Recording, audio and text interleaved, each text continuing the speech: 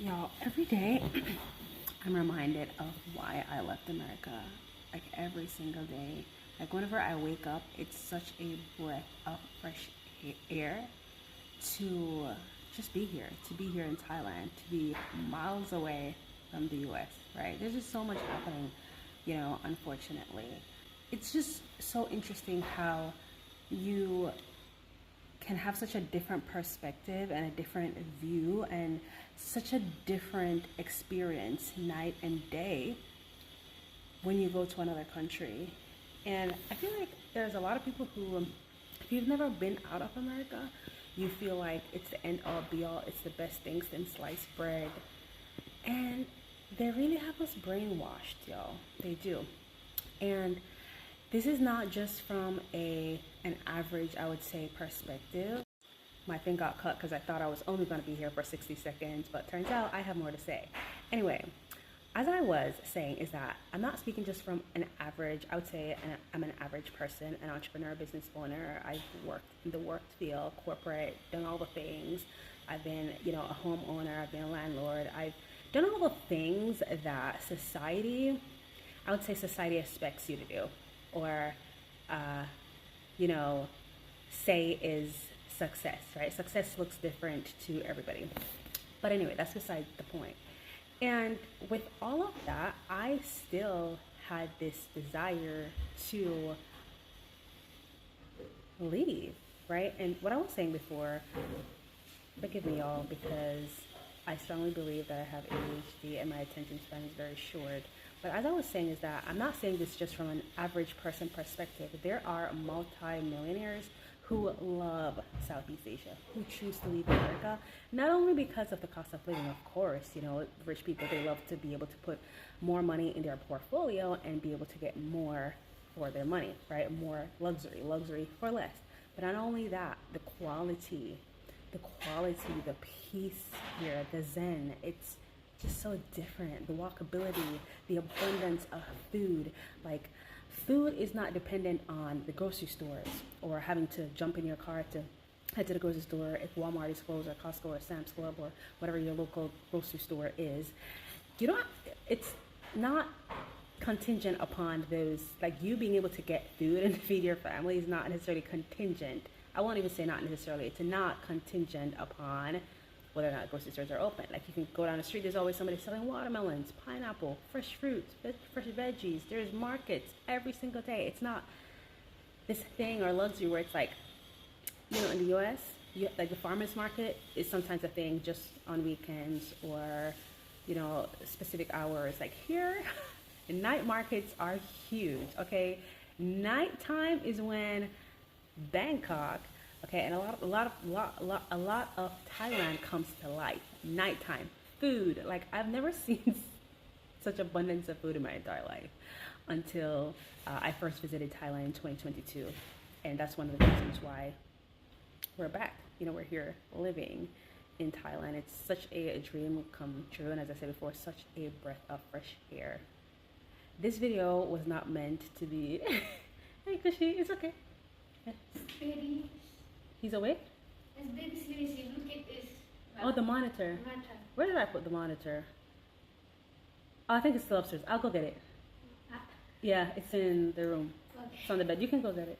I can go? Yeah. Thank you. He's sleeping though. Oh, that's my nanny. But what was I saying? Oh my goodness. Man. As I was saying, y'all, I love the place. I love being here. It's such a breath of fresh air. I think I was talking about the markets earlier. Yeah, but I love going out to the markets at night. There's food, clothes, like things are so much more affordable. You get nicer things too. And I think there's this misconception that you can only get nice things in America. You guys, have you been to Bangkok? Have you been to Thailand? If you come to Southeast Asia, you will find out that nobody does malls like Asia. If you come to Siam Paragon Mall, like we went there again the other day, it has everything. If you're a Zara person, a name brand person, Louis, Hermes, MAC, I got some red lipsticks the other day. You can find everything. Anything that you can think of that is your go-to in America, your favorite stores, whatever. You may not find a TJ Maxx and like a Target, right? But I'm talking about like, you know, the major stores that you find like in malls and stuff. And in Bangkok, there's so many malls. It's like every district has a mall. There's so much stuff. So you can also get caught up in the consumerism and all of that here too. You have to kind of be careful. My goal and our goal is in life is to achieve fire. I know I'm saying a lot here. There's a lot going on in this video. Bear with me. I'm getting to a point, hopefully, maybe. But our goal is to achieve fire, right? Which means financial independence, retire early. And so that's one of the reasons why we wanted to do away with America right now. We wanted to be able to live way below our means, right? Invest and save, you know, as much as we can. I plan to invest in real estate again. And that's another thing too. America is not the only place you can invest in real estate, you guys. You can invest in real estate outside of America for an even more affordable price, nicer views, nicer luxury amenity stuff, okay? So I guess my point is, I guess I'm here to say that you should explore your options and I feel like everybody, it doesn't matter where you're from, where you were born, everyone should experience traveling to another country at least once in their life. And when I say travel, I don't mean like spend 3 days and 3 nights, you know, just 7 days. Spend an entire month outside of the place where you were born. Get a different perspective, and you realize that the way we live our lives is not, really reality is not the only way, it's just perspective, okay? It's all based off culture, the conditions of a country and environment. It's all based off those things. Create the life that you want to live. Create your own reality. So if right now you're living in a place where you're not digging it, right? Either the politics, the economy, the healthcare, let's not even talk about the healthcare in America, okay? Thankfully, for the most part, I haven't really been affected by it that much because I've had like military insurance with being in the Air Force and everything. So it hasn't really affected my family that significantly, but I know people close to me who it has affected significantly. Like, why are everyday people paying $600 and $1,000, $1,500 for insurance just because they have a family? Does that even make sense? Does that even sound right to you? And then the average person, right? The average person in America makes about maybe like, I don't know, like $4,000, $4,500, $5,000, maybe $6,700. Why should you have to pay $1,000 for health insurance? Everyone should have access. Everyone, everyday working citizens, people, residents, whichever, should have access to high quality, affordable healthcare, housing, all of that. I believe that, okay? And it's not happening in America.